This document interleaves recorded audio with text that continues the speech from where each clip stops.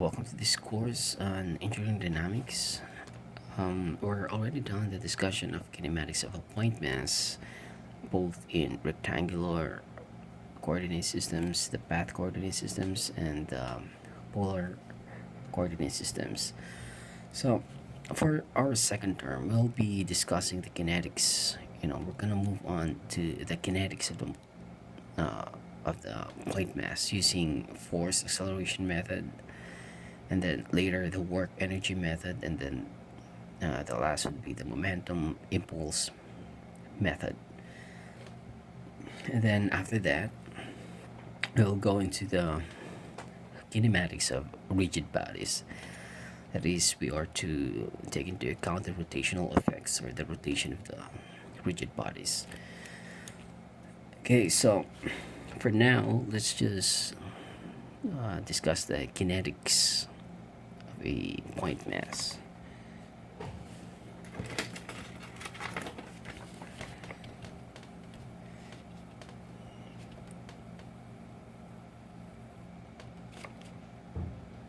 Kinetics. Okay, let's make it bigger.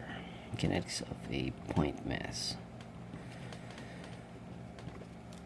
Okay, so kinetics. When I say kinetics, we're actually taking into account the effect of forces. The effect of forces on the kinematic parameters.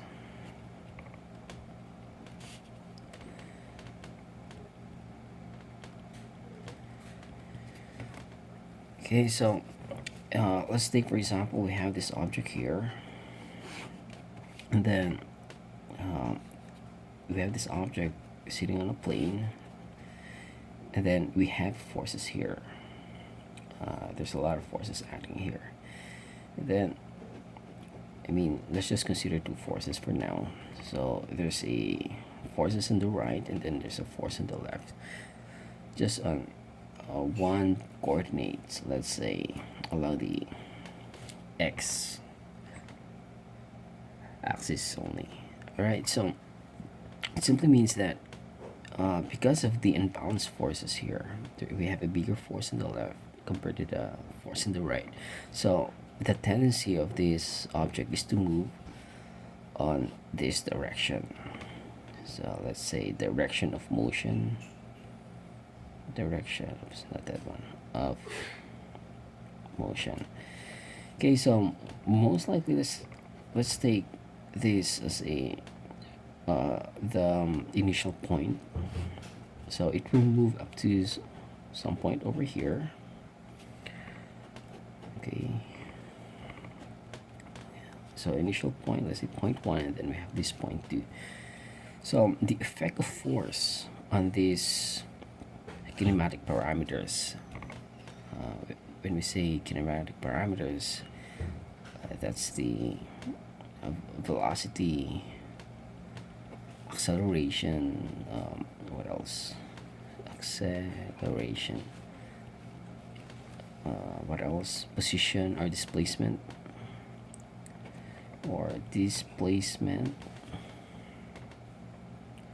And then the time. Okay, so let's show you this object first. Okay, so we're just taking into account these effect of forces on these kinematic parameters. So that's what kinetics is just about, basically. So it follows from the Newton's second law of motion. That is, if we actually states that unbalanced forces produces acceleration in the body. So if there are unbalanced forces in the body, then the tendency is to have acceleration. So depending upon the direction, or let's say depending upon the coordinate system, so we can analyze that. Okay, so the mathematical expression for the Newton's second law is that summation forces acting on the body is equal to mass times acceleration.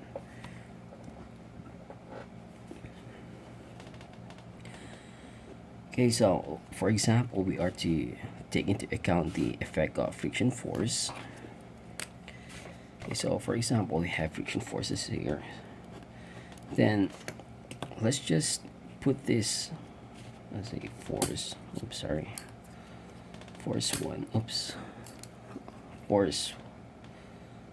Let's say force one, and then force two, and then this one, the small letter F for the friction force.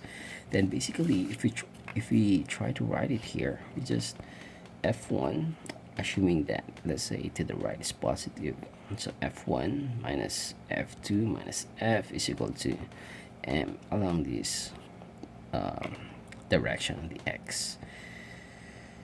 Okay, so that's just how it works for the Newton second law. This summation thing is just, all the forces that acts on this body. So that's it. So actually, this summation forces here, the problem that we'll encounter is how to find these forces, because sometimes the force includes, like for example, a spring system. So, or let's say there's a drag force, a body that's under a, let's say, a free falling body that experiences a drag force, or a friction force, or with damper, or the weight. So we have to determine all those force equations. So for now, let's summarize those force equations.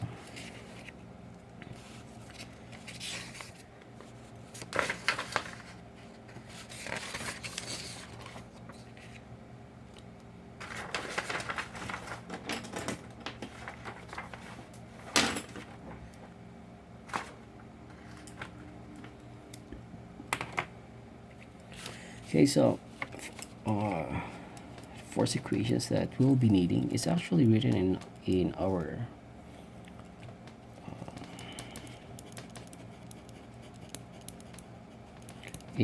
lecture handouts. Okay, so number one, first we um, will consider the weight.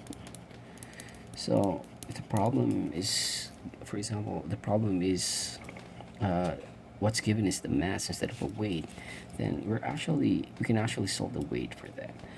So take note force, which means the unit is in newtons, or in the English system it's pounds. Let's say pound force.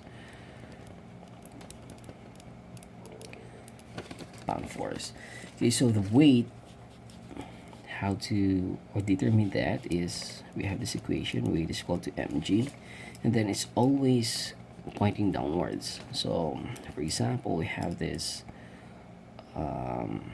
body over here, whether it's in horizontal plane or on an incline. So the force there is, right, always downward. So just take into just take note about that direction. Okay, so if we try to transpose the axis for this, then we can have a, let's say, let's transpose, let's use a different color. So we have x-axis, y. So don't forget that, it will have a component, weight component here. So this is your main force. So you have a force component there. Okay, next, number two is if the problem includes a spring force. It simply means we have the equations for the spring. It's F is equal to K times X. So basically, what it means is that, for example, we have the system here, and then we have a mass over here that is attached to a spring. So basically, the spring force, right? So let's put a subscript S, and then let's imagine there's a it's resting on this horizontal plane. So here's our spring, and then here's our mass. So this equation actually tells us that the force is directly proportional to the distance traveled. So meaning if I pull this mass farther away, so imagine I'll try to pull it away here.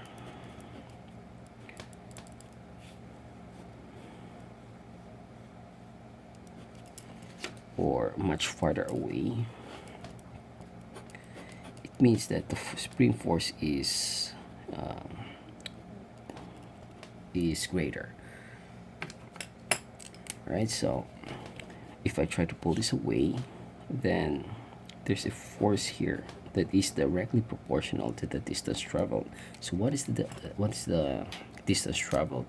It's this. Let's take, for example, this is the initial point, so it doesn't matter if whichever point you want to consider. But for me, let's say this is the initial point. So if this point, if you try to pull it, then it's here now. So the distance from the initial point to the final point, this is what we call the symbol x. So the farther the x is, the greater the force. So that's just the formula of the spring force. There's nothing mysterious to this spring force. Then just take note that there's a lot of springs, spring designs. So when you get into your machine design subject, you will encounter that there are many types of springs, like for example compression springs, tension spring. This one is more of like a tension spring. So basically you stretch it out and then the spring will pull it back. And then there's another one, like for example the compression spring. So for the compression spring, the default position is like this. So it's already, the spring wires here, they're already spaced apart. So what it does is you try to compress this one and then it pushes it back. So it's the same with the suspension systems. So it's like this, and then there's still a lot of spring designs out there, like for example torsion spring or whatever. Okay, so next let's consider the damping force. If the problem includes a damping force, then what it does is it's actually a damper. So for example, we'll try to put a spring and a damper system here. So this is a typical example in differential equation class. So what it does is this. So if the system is just has only the spring that's acting on it, then if you try to push this object, then once you push it here, then the response is it will oscillate back and forth here, right? So it will oscillate until it comes into rest. It's simply because we have a friction over here. But imagine if there's none, then it just goes back and forth like here. So for this one, for the damper thing,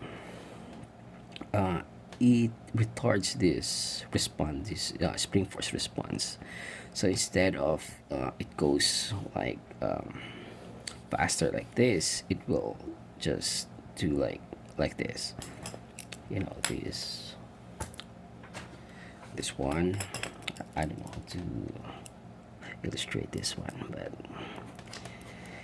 when you try to push this one, it will not oscillate easily because of this damper force. So that's it. The equation for our damper force is It depends upon this, the symbols. Let's say F sub D.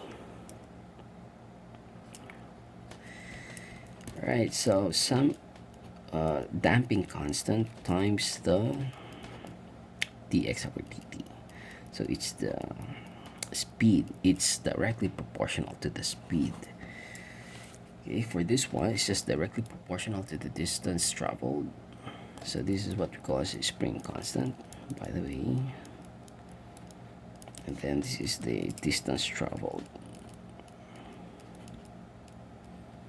So here we have this damping constant. And then this is the speed, or let's say the velocity, speed or velocity. Okay, so for these situations that we have a spring force here, F sub S, and then a damping force, if you try to write this summation of forces thing, we'll have this one. So summation of forces is equal to, let's say, MA along this direction.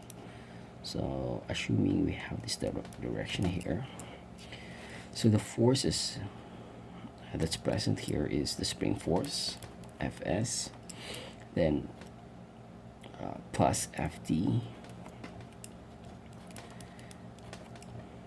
What else? Is equal to the mass times acceleration. So what's this? Let's say kx plus b dx over dt is equal to m. Then we'll try to express acceleration in terms of the position. So it's the second derivative of position with respect to time. So d squared s over dt squared. So here's our differential equation. We can rearrange this. Okay, by the way, I'm using the symbol s, but let's just use x here. It doesn't matter. So for this, if we try to rearrange that, we can have a second order ordinary differential equations, because we have the second derivative here, and then all the terms have x's. So we have x, derivative of x, second derivative of x. So we have a homogeneous second order differential equations here. So with coefficients, like for example, this is just a constant. So with constant coefficients, so these differential equations, we can, there's a method for solving that. So by the way, every time that we will encounter problem that involves a differential equations, then I'll try to give a review on that, on how to find the solution for that thing. But for now, just relax and that's all. Just relax. Okay, next. Excuse me. Next is we have what else? What force do we know? We have another force that's friction. So friction force. This always happens once there's a contact between two surfaces. So the equation that we know from statics, that friction force is directly proportional to the normal force. So with this variable or parameter, so we call this as coefficient of friction. And recall that this parameter, we have this coefficient of friction, no, what do you call that?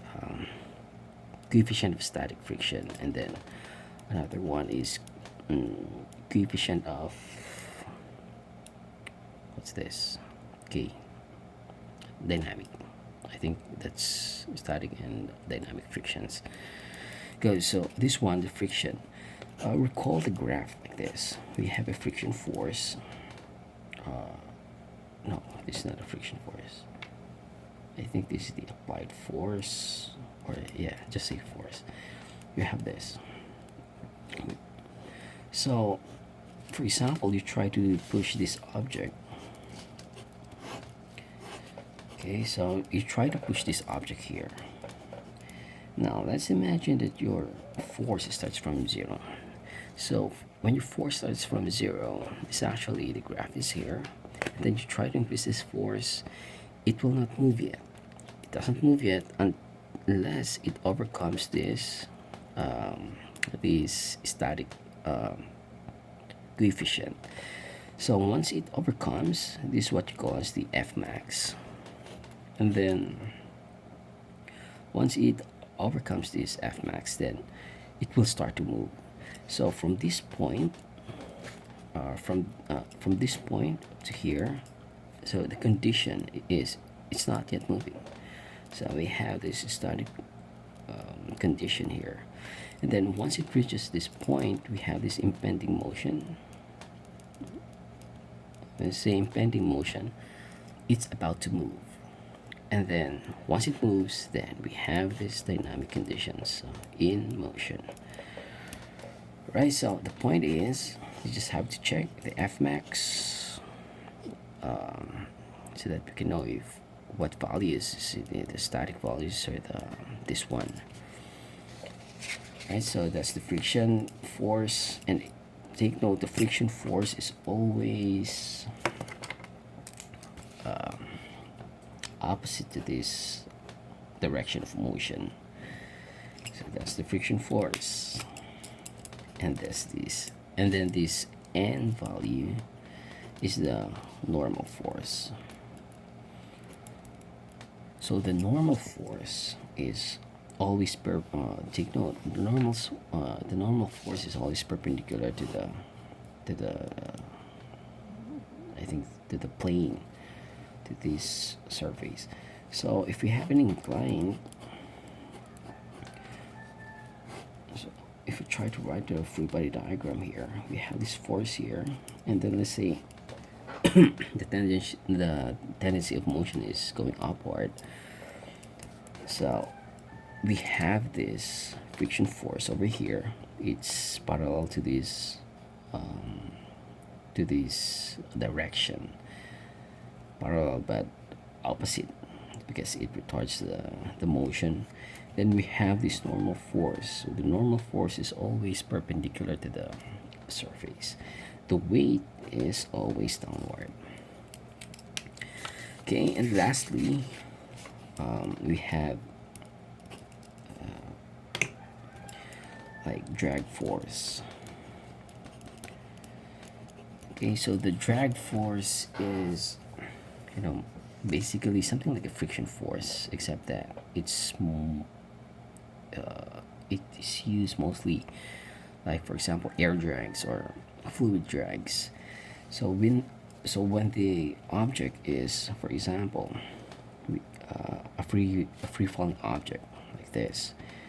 So let's just use a circle for now. So a free falling object. So this is the direction of motion. So once it, as it falls down, we have this weight here, and then recall that during our kinematic topics, we didn't consider actually the air drags. We just neglect that.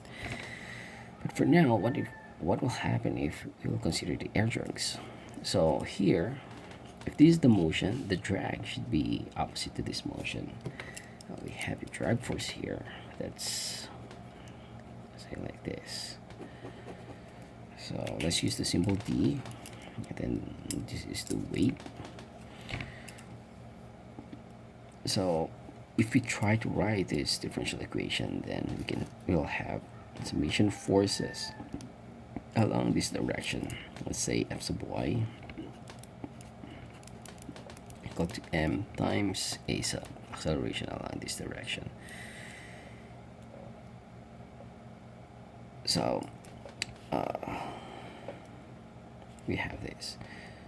Okay, so downward, let's say upward is positive, or let's say downward is positive because the motion is downward.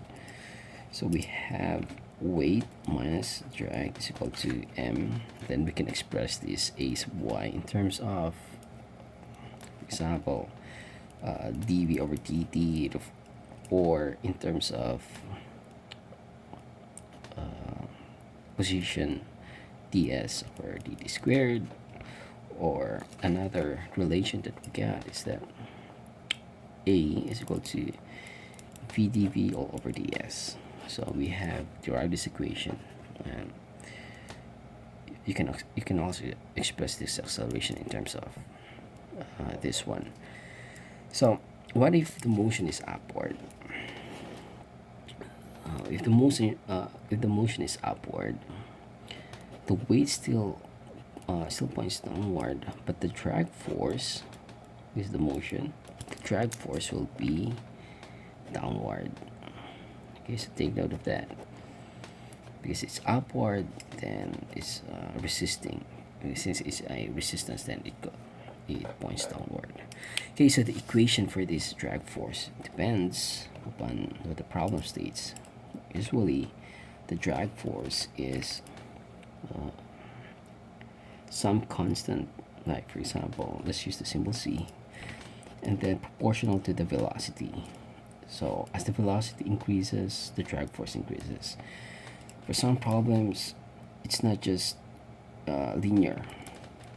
It could be squared of the velocity. So this just makes the differential equation, I don't know, maybe more complex, more difficult. But that's it. It depends upon the problem. If it's linear relationship, or a squared relationship, or whatever. But anyways, that's just for now. That's what we will consider.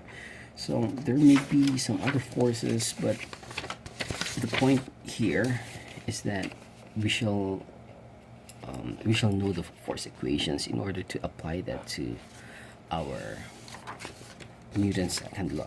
So we have this governing equation, the Newton's second law. Okay, so let's try to summarize that. We have the governing equation.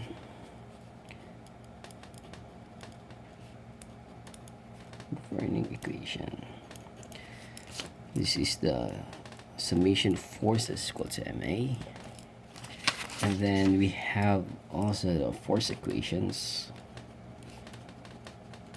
So the force equations are, if it's a spring force, example, kx, or if it's a friction force, then it's mu n. And what else? If it's a drag force, then it's cv squared or whatever. So etc. And then here for the kinematic parameters, then actually what we studied in kinematics, it applies here. So the acceleration, or the kinematics equation. Let's say kinematics. Okay, so a is equal to dv all over dt, or d squared s over dt squared, or the other one, v dv all over what's that, ds. Okay, so if acceleration is let's say we solve the acceleration and it's a constant thing, then we can also apply the average values for this. Okay, so that's it. That's for the entire introduction. Also, I think it's also worthwhile to discuss or to review the coordinate systems. So recall that we have three coordinates that we discussed. systems. Alright, so we have rectangular, path, and then the polar coordinate systems. Alright, so let's try to recall this one. So they're just coordinate systems. When we say coordinates, we're just trying to we put coordinates, and space. It's because we want to locate the points or the motion it travels and stuff like that. So let's try to consider the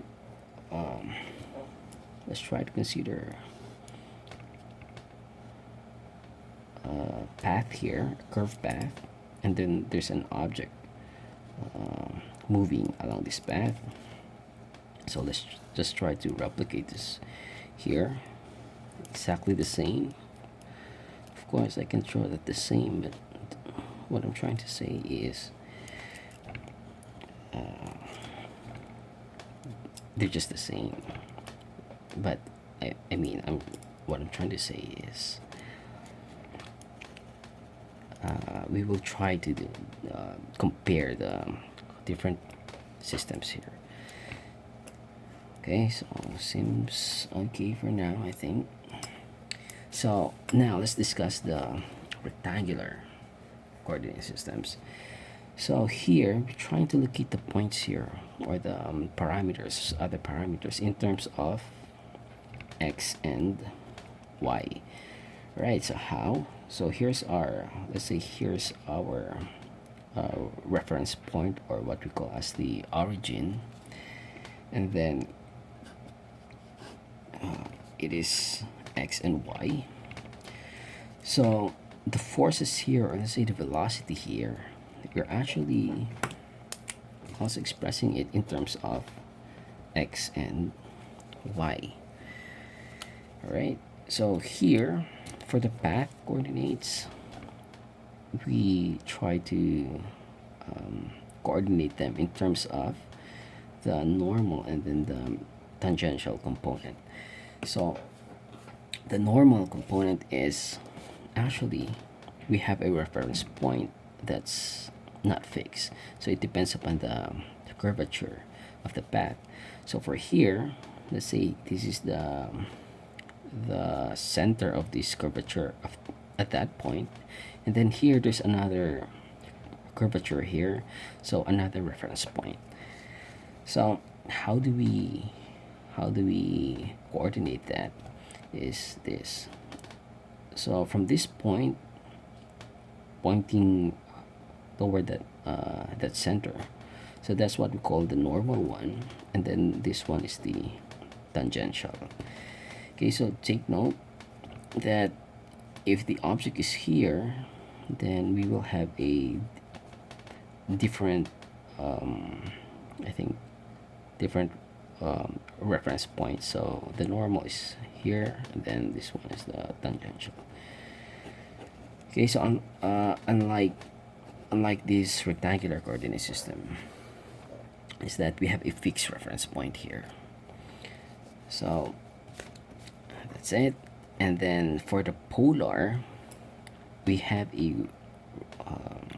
reference point, a fixed reference point here, and then we are trying to have we are coordinating the system in terms of radial component, the radial, and then the angular component. So we have this.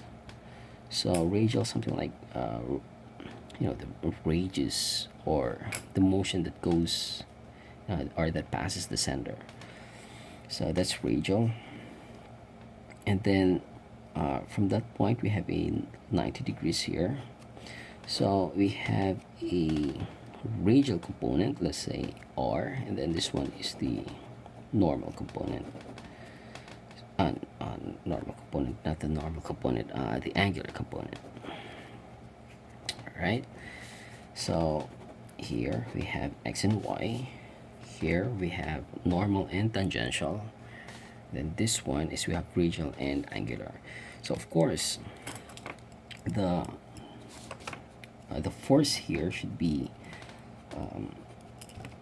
in terms of x, and then in terms of y, summation of forces x, and then of course the relationship is m a, of course, at x, and then summation of forces y, and then mass times acceleration at y. So here it's just the same. So we have a normal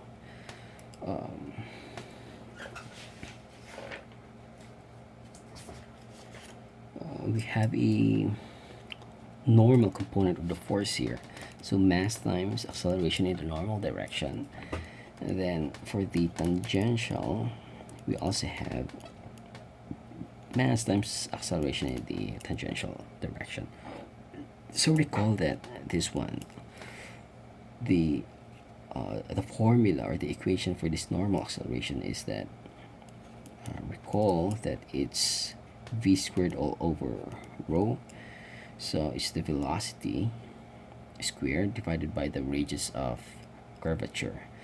So for circles, the radius of curvature is just equal to the radius. But for other curves, then there's a formula for that that involves the derivatives, taking the derivatives, so that we can solve this one. And this one is just velocity dv all over dt. So the velocity in the tangential direction. So here it's just the same. So the ax is just the velocity, first derivative of the velocity at x, back to time, and then here it's also the same for dt. Now for the radial, it's just the same. We have forces along the r, or along the radial component, and then of course mass times acceleration in the radial component, and then force in the angular direction is just acceleration in the angular direction. So they're just the same. So another one is that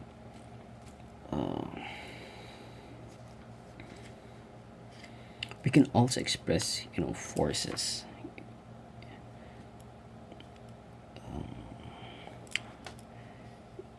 in terms of the vector notations. So if you try to write the vector notations, summation of forces is equal to summation of forces at x plus summation of forces at y. So for now, I'm referring to this rectangular coordinate system. So in terms of vector form, summation of forces z. Okay, it's a vector form. And then if you try to take the magnitude, it's just the square root of the summation of forces x squared plus summation of forces y squared plus summation of forces z squared. The same goes true with the acceleration. So acceleration, or some problems might include or might express acceleration in terms of the vector notation. So we have this ax times the unit vector I. So this is the acceleration, this is the magnitude of the acceleration, and then this one is the unit vector I, and then ayj plus azk. Right? So it's also the same if you want to take the magnitude. So it's just this ay squared plus az squared. So it's just the same with here for the normal and then the tangential. If we try, or if you just want to take the magnitude, then we can also solve this using like this, the square root, simply because I think it's because they are 90 degrees here. I don't know, maybe. But anyways, that's how we're gonna solve. So in the next video, we'll be solving some problems related to this kinetics of a point mass using the force and acceleration method. Alright, so see you in the next video.